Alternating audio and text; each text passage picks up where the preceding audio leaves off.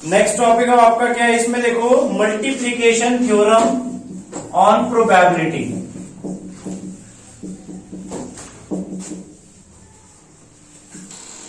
So multiplication theorem क्या है कि सपोज हमें दो इवेंट्स हैं, जैसे एक क्वेश्चन देखो कि सपोज हमें 2 किंग्स निकालने हैं, ठीक है। 2 किंग्स निकालने की प्रोबेबिलिटी क्या होगी, आप सबको पता है फर्स्ट किंग निकालने की प्रोबेबिलिटी क्या होगी, 4 किंग्स होते हैं, डेक आपका कितना होता है 52 कार्ड्स का, ठीक है। तो पहला किंग निकले उसकी प्रोबेबिलिटी क्या है 4/52। अब दूसरा भी किंग निकले उसकी क्या प्रोबेबिलिटी होगी, अब हम ये मान के चल रहे हैं कि पहला हमारा किंग निकल गया है, तो अगर एक किंग वहां से निकल गया है तो टोटल 4 किंग होते हैं, तो अब कितने रह गए वहां पे 3, और टोटल कार्ड्स कितने रह गए वहां पे 51। तो उसकी प्रोबेबिलिटी सेकंड किंग की ये हो गई 3/51।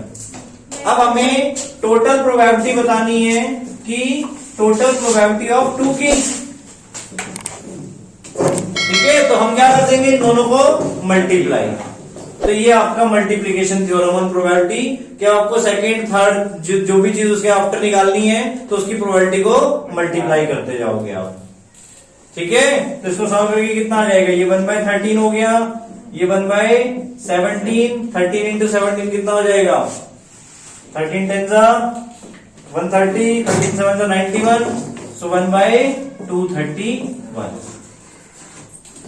क्लियर आया समझ में, 221 सॉरी, ठीक है। Multiplication theorem of probability.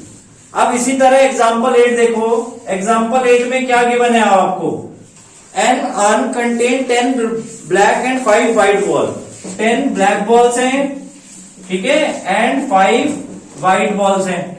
अब इसमें क्या निकालने के लिए बोला आपको, 2 balls are drawn from the urn, one after the other without replacement. इसमें एक चीज आपको ध्यान रखनी है, अगर विद रिप्लेसमेंट बोल रहे हैं, विद रिप्लेसमेंट का मतलब क्या है कि हमने एक चीज ड्रॉ की और उसके रिप्लेसमेंट में कुछ डाल दिया, या वही उसी टाइप की चीज हमने उसमें डाल दी, तो टोटल नंबर सेम हो गया एज इट इज। अगर विदाउट रिप्लेसमेंट बोल रहे हैं तो इट मींस जो आपने निकाल लिया है वो वहां से कम हो गया, जैसे इस वाले में किया हमने, ठीक है। क्लियर ये चीज। सो हम यहाँ पे 10 ब्लैक और 5 व्हाइट दिए हैं, वन आफ्टर दी अदर निकाल रहे हैं without replacement. Now what is the probability that both balls are black, दोनों बॉल्स आपकी ब्लैक है, उसकी क्या प्रोबेबिलिटी है, तो उसकी प्रोबेबिलिटी हो जाएगी, मतलब दोनों बॉल्स हम ब्लैक निकाल रहे हैं, ठीक है। तो फर्स्ट ब्लैक की प्रोबेबिलिटी क्या है 10 आउट ऑफ 15। अब हम ये मान के चल रहे हैं कि पहली ब्लैक निकल गई, तो अब कितनी ब्लैक बॉल वहां पर है 9, क्योंकि विदाउट रिप्लेसमेंट बोला है हमें, और टोटल बॉल्स कितनी बची वहां पे 14। तो सेकंड ब्लैक बॉल निकलने की प्रोबेबिलिटी क्या है 9/14। तो टोटल प्रोबेबिलिटी क्या हो गई उन दोनों की मिला के मल्टीप्लाई कर देंगे हम। क्लियर, मल्टीप्लाई क्यों कर रहे हैं, क्योंकि सेकंड वाली फर्स्ट वाले के ऊपर डिपेंड है, फर्स्ट वाली होगी तभी सेकंड वाली वहां पे एप्लीकेबल है, ठीक है। तो इन्हें हमने सॉल्व किया, तो 2/3 ये मल्टीप्लाई नहीं हो सकता, 3 से ये कट सकता है आपका, 2 7 ये कर सकता है, सो फाइनल आंसर आ गया 3/7। चेक कर लो सही आंसर। इतना वैसे एक्सप्लेन करने की आपको जरूरत नहीं है, आप डायरेक्ट भी कर सकते हैं एग्जाम से। क्लियर, आगे टॉपिक समझ में, मल्टीप्लीकेशन थ्योरम ऑन प्रोबेबिलिटी। इसी तरह एग्जांपल 9 देखो बेटा, एग्जांपल 9 में क्या गिवन है, 3 cards are drawn successively without replacement from a pack of 52 well shuffled cards, ठीक है। 52 कार्ड्स में से 3 कार्ड्स हम निकाल रहे हैं, और अब हम क्या करें, और विदाउट रिप्लेसमेंट हमें बोला हुआ है। So what is the probability that first 2 cards are king and the third cards are ace. Third card ace है आपका, फर्स्ट 2 कार्ड्स क्या है किंग्स, ठीक है। तो प्रोबेबिलिटी क्या बनेगी, देखो किंग किंग और एस निकालना है आपको बेटा। तो पहले किंग की प्रोबेबिलिटी क्या होगी 4/52। अब किंग आपका निकल गया एक, तो सेकंड किंग की प्रोबेबिलिटी 3/51, एंड थर्ड एस की प्रोबेबिलिटी, तो एस वहां पे कितने हैं 4 ही है, एस में तो कोई चेंज नहीं हुआ, तो टोटल नंबर ऑफ एस 4 है, but total number of cards कितने हैं 50, क्योंकि 2 कार्ड्स निकल चुके हैं। क्लियर हुआ ये ऑर्डर बेटा, इजी। नाउ इन्हें सॉल्व किया 1/13, 1/17, 2/25, इनको मल्टीप्लाई कर लोगे आप, आपका फाइनल आंसर आ जाएगा।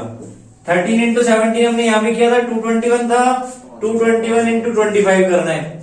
इंटू 25 करने का शॉर्टेस्ट वे क्या है, इसको 4 से डिवाइड कर दो, 4 से डिवाइड करोगे तो कितना आएगा 5.25 और फिर 100 से मल्टीप्लाई कर दो तो 5525 आ रहा होगा। देखो इंडिपेंडेंट इवेंट्स, अब हम इवेंट्स को इंडिपेंडेंट कब बोलेंगे, देखो ये वर्ड से नहीं है आपका, आपने लास्ट ईयर पढ़ा था mutually exclusive events. Mutually exclusive events भी पहले एक बार रिवाइज कर लो। म्यूचुअली एक्सक्लूसिव इवेंट्स का मतलब होता था जिसमें आपके ए और बी में, ठीक है, ए और बी के इंटरसेक्शन में 0 हो, यानी वो नल सेट हो, तब हम उसको म्यूचुअली एक्सक्लूसिव इवेंट्स बोलते थे। बट इंडिपेंडेंट का मतलब म्यूचुअली एक्सक्लूसिव नहीं है, याद रखना, ठीक है। इंडिपेंडेंट इवेंट का मतलब क्या, ध्यान से देखो। सपोज प्रोबेबिलिटी ऑफ ए कुछ भी है, सपोज पी है, ठीक है, और प्रोबेबिलिटी ऑफ बी कुछ और है, दैट इज सपोज क्यू है। पी और क्यू ऑलरेडी ऑलवेज आपकी फ्रैक्शंस में ही होंगी, ठीक है, या डेसिमल्स में होंगी। प्रोबेबिलिटी आपको पता है 0 और 1 के बीच में ही होती है, क्लियर। तो यहाँ पे पी और क्यू दोनों ही आपके क्या हैं, 0 to 1 के बीच में बिलोंग कर रहे हैं, 0 से बड़े हैं या 1 से छोटे हैं, या इक्वल हो सकते हैं, क्लियर।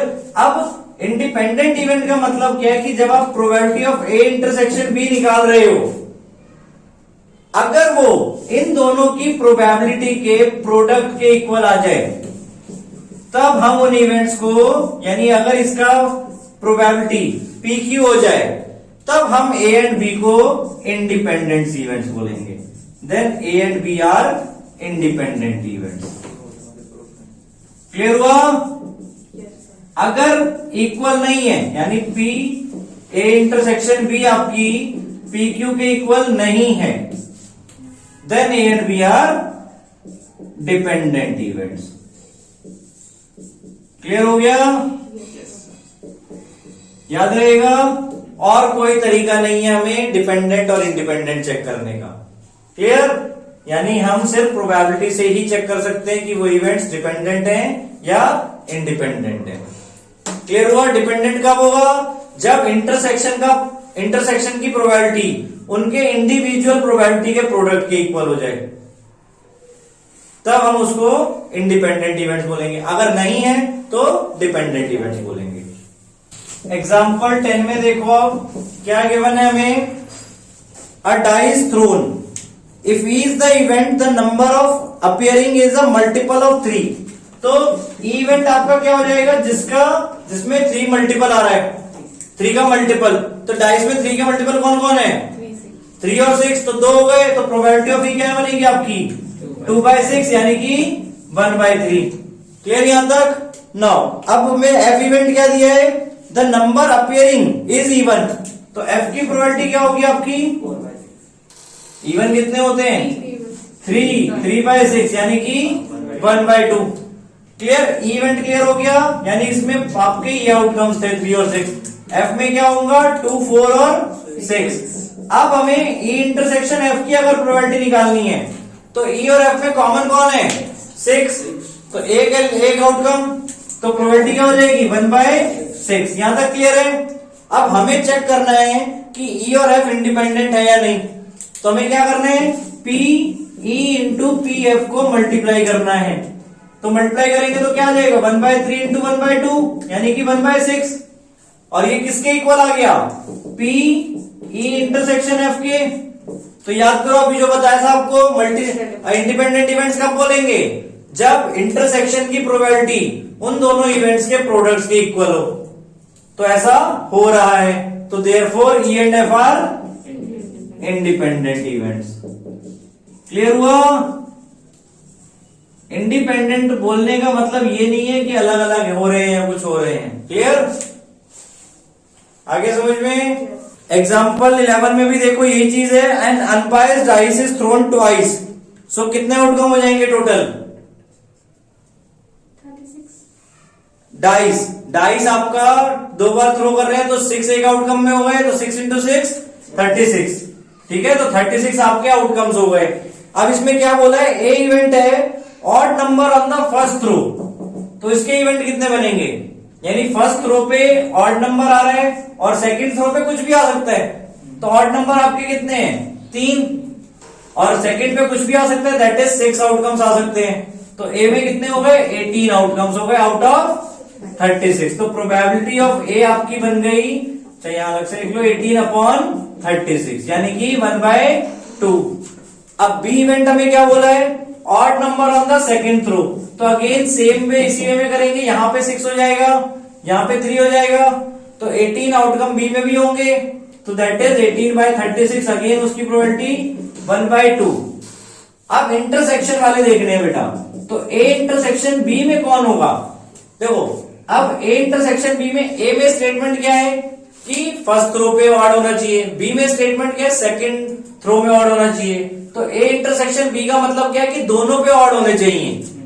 क्लियर, इंटरसेक्शन मतलब दोनों की स्टेटमेंट कंबाइन करके आपको देखनी है, तो दोनों में 3 ऑप्शन हो गए, तो आउटकम कितने बनेंगे, 9। तो probability of A intersection B कितना आ जाएगा, 9/36, यानी कि 1/4। अब अगर आप देखो P A intersection B, again P A into P B के इक्वल बन रहा है, पी ए इंटरसेक्शन बी 1/4 है, और पी ए 1/2 और पी बी भी 1/2, 1/2 इंटू 1/2 1/4 बन रहा है, तो ये अगेन आपके ए एंड बी क्या हो गए, इंडिपेंडेंट इवेंट्स। क्लियर। अब उसके बाद एग्जांपल 12 में क्या गिवन है, देखो 3 कॉइन्स आर टॉस साइमल्टेनियसली, तो यहां पे टोटल आउटकम्स कितनी हो जाएंगी आपकी, 8। 3 कॉइन्स टॉस कर रहे हैं, हर में आउटकम कितने हैं, 2, तो 2⁻³ आपका फॉर्मूला बनेगा, दैट इज 8 आउटकम्स। ठीक है, now consider the event E, E में क्या है, 3 हेड्स और 3 टेल्स, तो HHH या फिर TTT, तो प्रोबेबिलिटी ऑफ ई कितनी आ जाएगी, 2/8, यानी कि 1/4।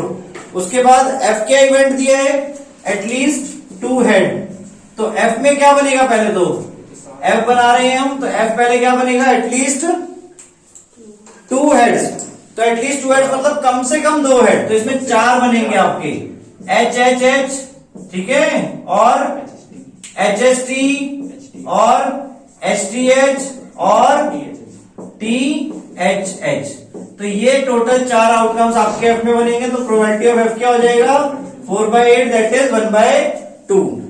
ठीक है, ऐसे जी आपका क्या दिया है, एटमोस्ट 2 हेड, तो जी में आपके क्या हो जाएंगे, 7 आउटकम्स बनेंगे।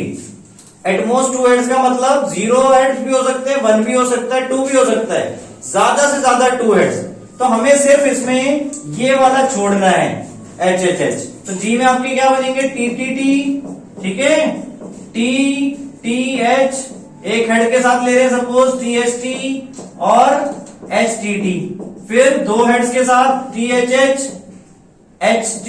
HST और HTH। क्लियर, हमने सिर्फ एक छोड़ा है जिसमें तीनों हेड आएंगे, तो जी में सारे 7 आउटकम्स आपके काउंट हो गए, 7/8। क्लियर, तो प्रोबेबिलिटी ऑफ जी बन गई आपकी 7/8। अब हमें यहाँ पे अलग अलग चेक करना है EF, EG और FG को, कि इनमें से कौन से आपके इंडिपेंडेंट हैं और कौन से डिपेंडेंट हैं। क्लियर, तो पहले सपोज हम EF को चेक करते हैं, तो उसके लिए हमें probability of E intersection F निकालना पड़ेगा बेटा। ठीक है, तो E इंटरसेक्शन F में देखो कॉमन क्या है, सिर्फ एक आउटकम आपका, clear, HHH, so probability of E intersection F 1/8 आ जाएगी। अब हमें चेक क्या करना है कि ये जो प्रोबेबिलिटी है वो probability of E into probability of F के इक्वल है या नहीं है, तो 1/4 इंटू 1/2 1/8 बन रहा है, तो E और F आपके इंडिपेंडेंट इवेंट्स हो गए। क्लियर, इसी तरह आपका F और G का अगर हम चेक करें, तो F और G में कॉमन कौन से हैं, 3 कॉमन है, क्योंकि ये वाला G में नहीं आ रहा था, तो 3 कॉमन है आपके। क्लियर, तो probability of F intersection G क्या निकलेगी, 3/8। अब अगर हम ये चेक करें इन दोनों के F इंटू G की प्रोबेबिलिटी के प्रोडक्ट के इक्वल है या नहीं, तो नहीं है, क्योंकि इनका प्रोडक्ट क्या बनेगा, 7/16। क्लियर, तो इसके इक्वल नहीं है, यानी कि not equal to P F into P G, therefore ये क्या होगा, F and G are dependent. Clear? ऐसी लास्ट वाला एफ एंड, अब किसका चेक कर रहे हैं हमें, ई एंड जी। तो पी ई एंड जी निकाल रहे हैं पहले, ई इंटरसेक्शन जी वाला। ई इंटरसेक्शन जी में अगर हम देखें तो कॉमन सिर्फ एक है, तो क्या बन जाएगा अगेन इसकी प्रोबेबिलिटी 1/8। अब ये चेक करो इक्वल है या नहीं है, ई और जी के प्रोडक्ट के, नहीं है। क्लियर? सो ये भी आपका क्या हो जाएगा, डिपेंडेंट। क्लियर? सो ओनली आपका ई एंड एफ आपके इंडिपेंडेंट है और बाकी दोनों डिपेंडेंट है। क्लियर? अगर आपके ई एंड एफ इवेंट्स अगर क्या है, इंडिपेंडेंट है, ठीक है, if E and F R independent events, तो आप सबको पता है क्या होता है कि पी ई इंटरसेक्शन एफ किसके इक्वल होता है, पी इंटू पी एफ के। ठीक है? अब अगर suppose E and F independent है तो ई dash and F R also independent. ये चीज ध्यान से देखो।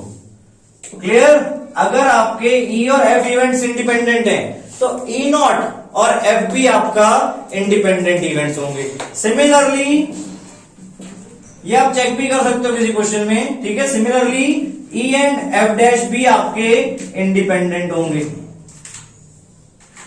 ठीक है। एंड ठीक है, तो ये चीज देखो, यानी अगर ये है तो ये होगा, साथ में ये भी होगा, और साथ में ई नॉट एंड एफ नॉट भी आपके इंडिपेंडेंट होंगे।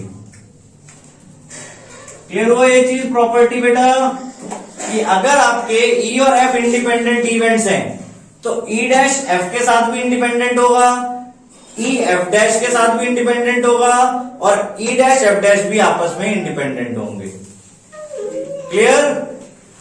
और इसका रिवर्स भी, कि अगर आपको सपोज पता है ये इंडिपेंडेंट है तो हम ये भी बोल सकते हैं कि ये दोनों भी इंडिपेंडेंट होंगे। क्लियर? तो इनको हम यूज कर सकते हैं सॉल्यूशन करने के लिए। क्लियर? ई डैश का मतलब ई नॉट बेटा। चलो अब क्वेश्चन डिस्कस करना स्टार्ट करते हैं। क्वेश्चन नंबर 1 देखो, पी ए गिवन है आपको, पी बी गिवन है, ठीक है, और पी ए इंटरसेक्शन बी निकालना है, और क्या बोला हुआ है आपको, ए और बी क्या है, तो पी ए इंटरसेक्शन बी कैसे निकलेगा, उनका प्रोडक्ट करके, मल्टीप्लाई करके, तो क्या आ जाएगा आपका A intersection B 3/25। Clear? Second आपका 2 cards are drawn at random and without replacement from a pack of 52 playing cards. Find the probability that both the cards are black. तो फर्स्ट कार्ड ब्लैक होने की probability क्या हो जाएगी, 26/52, और second card black होने की प्रोबेबिलिटी 25/51, क्योंकि विदाउट रिप्लेसमेंट है। ये कट ऑफ हुआ 1/2, तो फाइनल प्रोबेबिलिटी क्या हो जाएगी, 25/102। ठीक है, question number 2। Clear? Now question number 3 में, अ box of oranges is inspected by examining 3 randomly selected orange drawn without replacement. ठीक है, 3 ऑरेंजेस हमें सिलेक्ट करने हैं। If all the 3 oranges are good, the box is approved for sale. Clear? Otherwise it is rejected. So find the probability that a box containing 15 oranges, out of which 12 are good and 3 are bad ones, will be approved for sale. Approve कब होंगे, जब तीनों अच्छे होंगे, good one होंगे। Clear? तब तो पहले गुड होने की प्रोबेबिलिटी क्या है, 12/15। सेकंड गुड होने की, अब मान लो पहला गुड हो चुका है, मतलब निकल गया है, वो सिलेक्ट हो गया है। Second 11/14 and third 10/13। क्लियर? इसे सॉल्व कर लोगे आप, ये कट गया 2/3, 12 14 को कट कर सकते हो 2 से 6/7, और कुछ कट हो रहा है 3 2 6, ये कैंसिल आउट हो गया। सो ऊपर क्या बचा आपका, 2 × 11 × 2 यानी कि 44/13 × 7 91। तो क्वेश्चन 3 आपका 44/91। क्लियर? बाकी तो स्टेटमेंट्स आप लिख लोगे इनमें। क्वेश्चन 4 में देखो क्या गिवन है, a fair coin and an unbiased dice are toss. Unbiased मतलब कि दोनों आने के इक्वली आउटकम्स है आपके, बायस्ड मतलब होता है कि एक चांसेस के ज्यादा प्रोबेबिलिटी है आने की। क्लियर, तो उसको हम बायस्ड कहते हैं। वो अभी आपके टॉपिक में नहीं है, वो थर्ड फोर्थ एक्सरसाइज में आएगा। नाउ अब इसमें हमें क्या बोला है, fair coin and unbiased dice are toss, दोनों को एक साथ टॉस कर रहे हैं। तो फेयर कॉइन में हेड और टेल आ सकता है और कॉइन डाई में 1 to 6। तो आपके आउटकम्स क्या लेंगे, H1, H2, H3, H4, H5 और H6 की कॉइन में हेड आया और डाइस पे 1 to 6 ऐसे नंबर्स आए। सिमिलरली कॉइन में टेल आया और नंबर्स ये, तो टोटल आउटकम्स आपके कितने बन गए, 12। क्लियर है ये चीज बेटा। नाउ अब इसके बाद let A be the event head appears on the coin. A आपका इवेंट कौन सा है, हेड आ रहा है, तो प्रोबेबिलिटी ऑफ ए क्या हो जाएगी, इन सब में सारे, तो दैट इज 6/12। क्लियर। नाउ उसके बाद बी का इवेंट है आपका कि क्या आ रहा है उसमें 3 ऑन द डाई, तो 3 ऑन द डाई, तो ये दो इवेंट्स आपके चूज किए जाएंगे, यानी कि 2/12। इसकी प्रोबेबिलिटी सिंप्लीफाई कर दी 1/2 एंड इसकी 1/6। अब हमें चेक करना है कि ए और बी इंडिपेंडेंट है या नहीं है, तो हमें इंटरसेक्शन निकालना है, ए इंटरसेक्शन बी और उसकी प्रोबेबिलिटी। तो ए इंटरसेक्शन बी में हम देखेंगे तो एक इवेंट आपका कॉमन आ रहा है, एक outcome, so that is S3 वाला, सो इसकी प्रोबेबिलिटी हो गई 1/12। अब इन दोनों का अगर हम प्रोडक्ट करें तो इसके बराबर आ रहा है, तो देयरफॉर PA इंटू PB आप कर रहे हो तो क्या आ रहा है 1/2 into 1/6, 1/12 which is equals to probability of A intersection B. Therefore A and B are independent events. Clear बेटा। सर इसमें A इंटरसेक्शन B क्या रिप्रेजेंट कर रहा है? A इंटरसेक्शन B की आपका हेड भी होना चाहिए और 3 भी होना चाहिए, दोनों स्टेटमेंट मिक्स करके। क्लियर। क्वेश्चन नंबर 5 में देखो अब क्या गिवन है कि a die marked 1 to 3 in red. ठीक है, 1 to 3 आपके रेड से मार्क्ड है और 4, 5, 6 किससे मार्क्ड है, ग्रीन से। ठीक है। नाउ अब ए इवेंट है, द नंबर इज इवन, तो इवन हमें नंबर देखना है, सिर्फ कलर नहीं देखना है। ठीक है, तो इवन कौन कौन है, 2, 4 और 6, यानी 3 पॉसिबिलिटी है, 3 आउटकम्स है, 3/6 हो गई प्रोबेबिलिटी 1/2। बी इवेंट क्या है आपका कि 3 on the die, sorry 4th वाला क्वेश्चन देखिए, B is the event, the number is red. ठीक है, तो रेड क्या है आपके 3 है आउटकम्स, तो अगेन 3/6 यानी 1/2। क्लियर। अब हमें क्या चेक करना है, अगेन वही चेक करना है ए और बी इंडिपेंडेंट है या नहीं है। तो इंटरसेक्शन निकाला, इंटरसेक्शन में देखो रेड वाला भी होना चाहिए और इवन भी होना चाहिए, तो एक नंबर ऐसा है जो रेड में इवन है, तो दैट इज 1/6। क्लियर, तो प्रोबेबिलिटी 1/6 हो गई। अब इसमें हम इनका प्रोडक्ट देखें तो क्या बनेगा, ए और बी की प्रोबेबिलिटी का प्रोडक्ट 1/4, जो कि इसके इक्वल नहीं है। Probability of A into probability of B 1/2 into 1/2 यानी कि 1/4 which is not equal to probability of A intersection B. Therefore A and B are dependent events. Clear. Question number 6 में देखो, let E and F be events with P equals to 3/5 and PF equals to 3/10 and P intersection F equals to 1/5।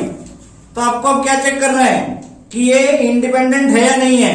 तो simply by statement क्या था आपकी, E and F independent कब होंगे, जब P into PF P intersection F के equal होगा।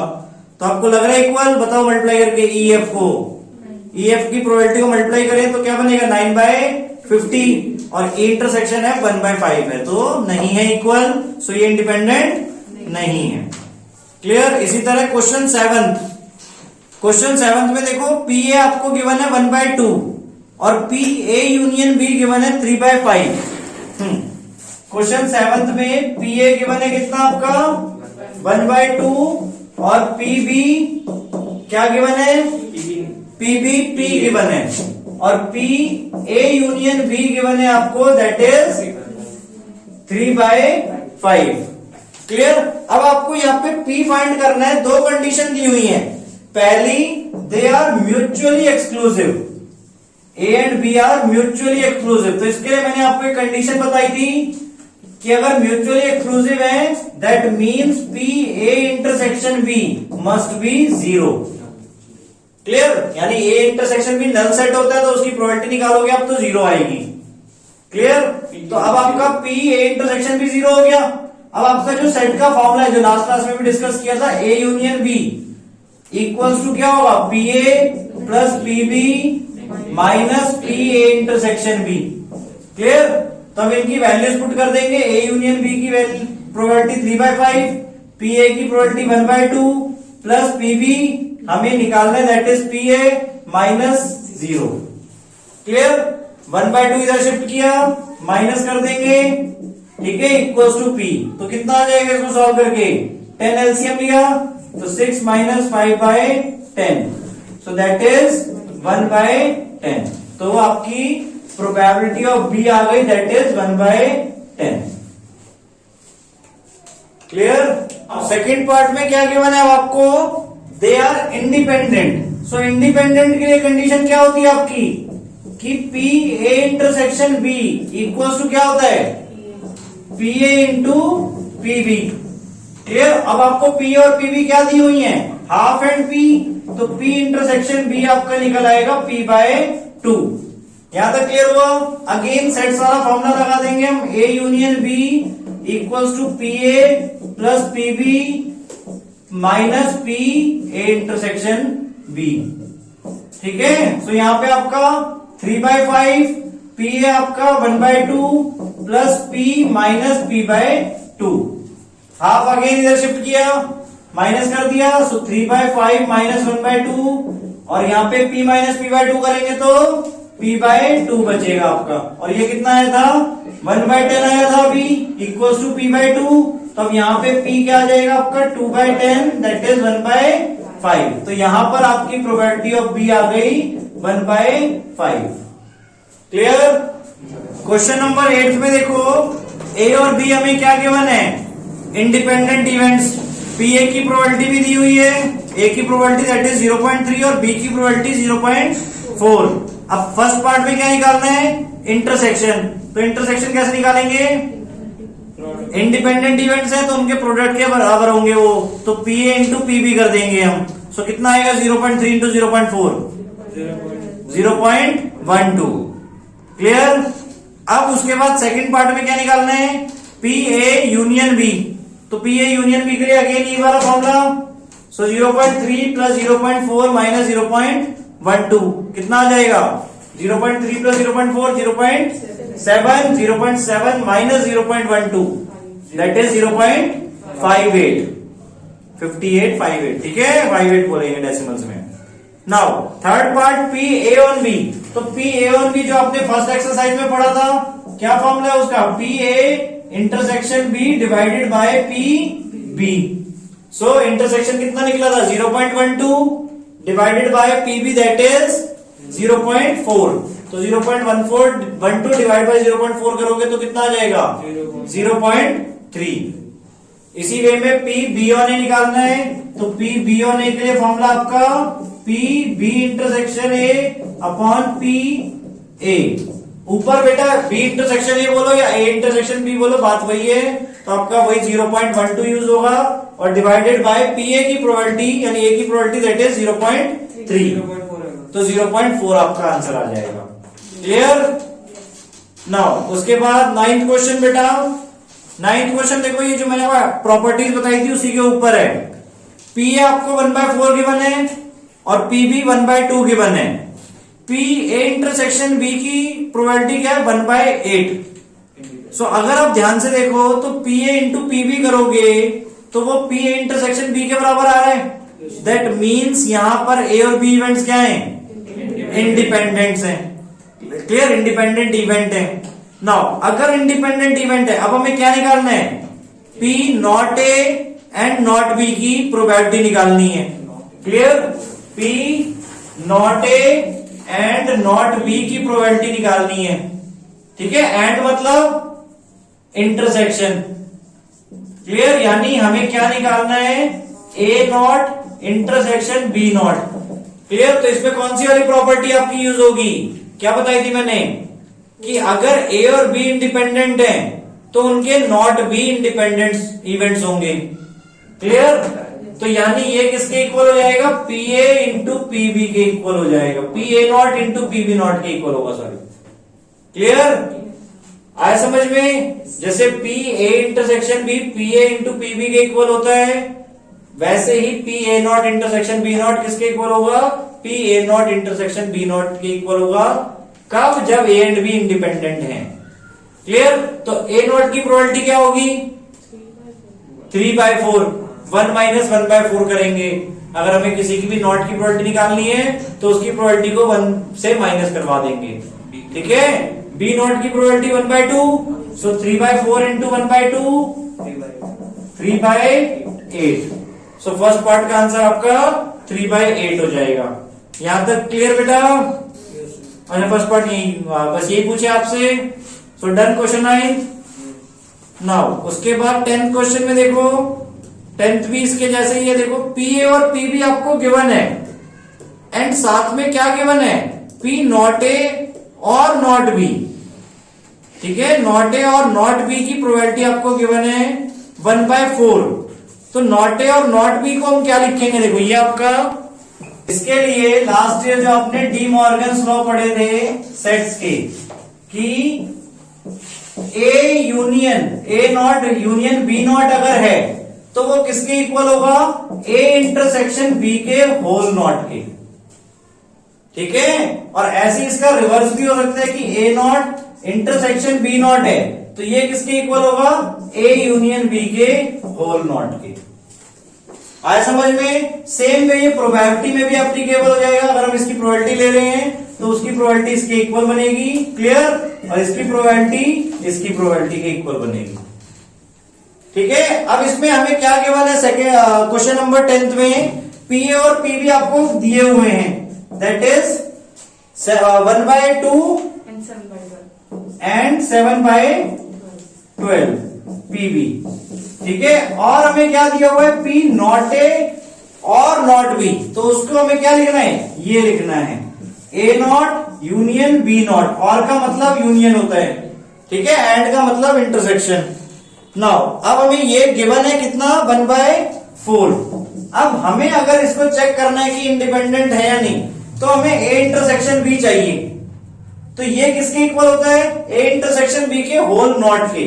तो ये हमारा हो गया मतलब पी ए इंटरसेक्शन बी का होल नॉट। अब अगर हमें पी ए इंटरसेक्शन बी निकालना है तो वो कैसे निकालेंगे, नॉट को 1 में से माइनस करवा दो। क्लियर, आई ये चीज समझ में?